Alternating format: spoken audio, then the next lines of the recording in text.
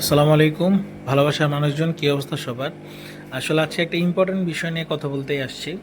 দেখেন, আমি কিন্তু আমার অ্যাকোরিয়াম থেকে পানি কালেক্ট করতেছি, অ্যান্ড সেখানে একটা পলি দেখা যাচ্ছে যেটাতে কিছু মাছ আছে, যেগুলো আমি সদ্য মার্কেট থেকে নিয়ে আসছি।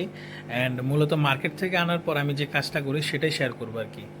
তো এখানে দেখেন, আমি কিন্তু 2 চিমটি পটাশ নিয়ে নিছি পানিতে। অ্যান্ড পানিতে যে কালারটা, অর্থাৎ একটা মাত্রা আছে যেটা আপনি ব্যবহার করতে করতে একটা আইডিয়া হয়ে যাবে। প্রথম দু একবার হয়তো বুঝবেন না, বাট বেশ কিছুদিন ব্যবহার করলে বুঝবেন। তো পানির যে কালারটা আমার দরকার ছিল, যে হ্যাঁ এতটুকু পানির যে কালারটা হওয়া দরকার, সেই কালারটা যখন হয়ে গেছে তখন আমার আর লাগে নেই। তো এই যে দেখেন, প্যাকেটে কিন্তু ওই যে অ্যাকুরিয়ামের সাথে তাপমাত্রা মিলানো অলরেডি ডান। আর আদারওয়াইজ কিন্তু মাছের বিরাট ক্ষতি হবে এবং মাছের মৃত্যু ঝুঁকিও আছে। সো অবশ্যই অ্যাকুরিয়ামের সাথে তাপমাত্রাটা মিলে নেবেন আগে। তো মিলানোর পর এই জন্যই কিন্তু আমি ওই অ্যাকুরিয়াম থেকেই পানিটা কালেক্ট করছি, কারণ যেহেতু এটা ওর সাথে হচ্ছে ম্যাচ করা।